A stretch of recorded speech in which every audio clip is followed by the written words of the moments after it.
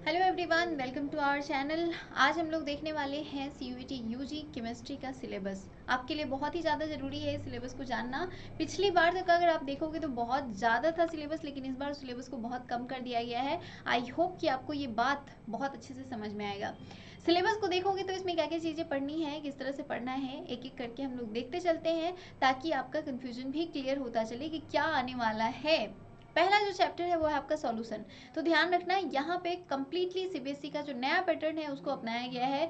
CBSE के syllabus में जो भी चैप्टर्स हैं वही चैप्टर्स आपके रहने वाले हैं। तो आपके लिए एक राहत भरी ये न्यूज़ है, क्योंकि इससे पहले जो पुराना सिलेबस था हमारा उसमें बहुत सारे चैप्टर्स थे, लेकिन अभी आपका सिलेबस बहुत ही कम कर दिया गया है। तो अगर आप सीबीएसई बोर्ड से तैयारी कर रहे हो 12th की, और अगर आपने एग्ज़ाम दे रहे हो तो आपको एक्स्ट्रा कुछ भी एफर्ट डालने की ज़रूरत नहीं है। बस थोड़ी सी इसको लेकर आपको पढ़ाई करते चलनी है, बहुत बेसिक और बहुत ही ज़्यादा अच्छे तरीके से। एनसीईआरटी अगर आप सिर्फ पढ़ लोगे तो भी आपका काम चल जाएगा, आपका रिजल्ट हो जाएगा। केमिस्ट्री में आप अच्छा स्कोर करोगे। केमिस्ट्री के सारे चैप्टर्स मैं यहाँ पे पढ़ाऊंगी जो भी इस सिलेबस में है। तो हमारे चैनल से जरूर जुड़े रहिएगा और चैनल को सब्सक्राइब कर लीजिए ताकि एक एक करके आपको सारी वीडियोज़ यहाँ पे मिलती चली जाए।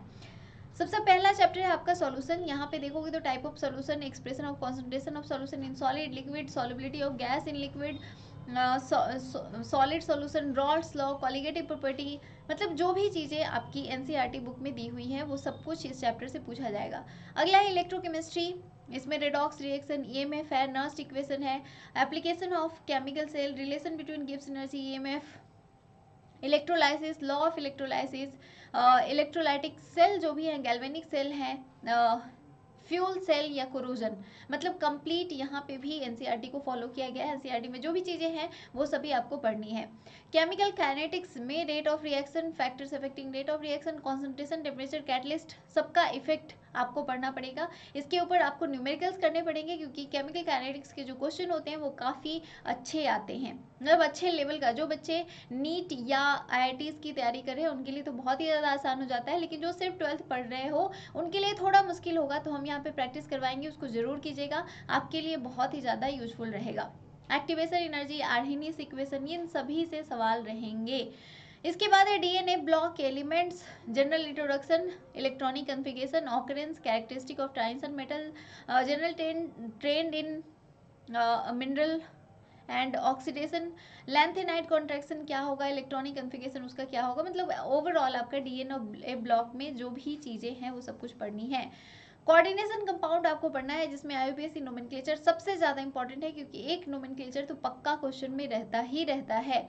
लिगेंड क्या होगा, कोऑर्डिनेशन नंबर हम कैसे कैलकुलेट करते हैं इसके ऊपर भी सवाल रहता है। कलर कैसे आइडेंटिफाई करते हैं, स्ट्रक्चर, स्टीरियो आइसोमेरिज्म क्या होगा, ऑप्टिकल आइसोमेरिज्म क्या होगा, इन सभी से। इसके अलावा सीएफटी क्या होगा, वीबीटी क्या होगा, वर्नर्स थ्योरी हम किसे कहते हैं, जिसे वेस्पर थ्योरी आप भी कहते हो। तो इन सभी चीज़ों से यहाँ पे सवाल रहेंगे कोऑर्डिनेशन कंपाउंड्स में। इसके बाद आता है haloalkanes and haloarenes. तो मैं आपको एक बात बता दूं कि 12th में आपके दो बुक आते हैं। एक बुक में आपको coordination compound, DNA block, chemical kinetic, electrochemistry and solution, बस इतने ही चैप्टर्स पढ़ने हैं। इसके बाद जो सेकंड बुक है आपका, जिसमें ऑर्गेनिक है कम्प्लीटली, उसमें आपको हेलो एल्केन्स, हेलो एरेंस है, अल्कोहल, फिनॉल, ईथर है, aldehyde, ketone and carboxylic acid है, एमीन्स है, बायोमोलिक्यूल्स हैं, दैट्स इट। आपको यहाँ पे पॉल्यूशन और इन्वायरमेंटल केमिस्ट्री पढ़ने की ज़रूरत नहीं है। तो आपके लिए बहुत ही ज़्यादा ईजी कर दिया गया है इस बार केमिस्ट्री के सिलेबस को, जो आप ईजिली कर सकते हो, आसानी से कर सकते हो, आराम से कर सकते हो। तो इसको ज़रूर कीजिएगा। अगर इन चैप्टर्स में कहीं भी किसी भी चीज़ में आपको प्रॉब्लम आ रही है तो मुझे बताइएगा। वैसे मैं एक एक करके सारे चैप्टर्स यहाँ पे पढ़ाने वाली हूँ जो आपके एग्जाम में आने वाला है। इसके अलावा हमारा पेड ग्रुप भी है, आप उसे भी ज्वाइन कर सकते हो। पेड क्लासेस में हम बहुत सारी चीज़ें आपको देते हैं, पीडीएफ मिलेगा आपको, मॉक मिलेगा आपको। इसके अलावा आपको डेली जो लाइव क्लासेस होंगी वो भी रेगुलर वे में आपको मिलती रहेंगी। आप वहाँ पे 1-to-1 डिस्कशन कर सकते हो, पढ़ाई कर सकते हो। इसके अलावा जो भी आपको क्लास में डाउट आ रहा है वो एट ए टाइम आप हमें पूछ सकते हो, बात कर सकते हो। जैसे आप फ़ोन पे बात करते हो बिल्कुल वैसे ही क्लास में बात कर सकते हो। तो ये सभी फैसिलिटीज़ आपको यहाँ पे मिलेंगी अगर आप हमारे पेड क्लासेस ज्वाइन करते हो। तो केमिस्ट्री की प्रॉपर सारी क्लासेस हमारी चलने वाली हैं। बी रेडी फॉर दैट, और अपनी तैयारी काफ़ी अच्छी करते चलना। आप मुझे ज़रूर बताना कि आपको किस चैप्टर में प्रॉब्लम है, किस चैप्टर को आप पहले पढ़ना चाहते हो और किस चैप्टर को बाद में पढ़ना चाहते हो। तो उसके अकॉर्डिंग हम अपना सिलेबस डिज़ाइन करेंगे। और ये सिलेबस बहुत ही छोटा सिलेबस है, बहुत ज़्यादा नहीं है, लेकिन क्वेश्चंस आपके काफ़ी अच्छे ग्रेड के रहेंगे। तो इसके लिए आपको मेहनत भी उतनी ही करनी पड़ेगी। तो मेहनत करने के लिए तैयार हो जाइए, आपके साथ हम हैं, हमारा चैनल है, हमारी पूरी टीम है जो आपको सपोर्ट करेगी। Thank you so much for watching. Bye for now.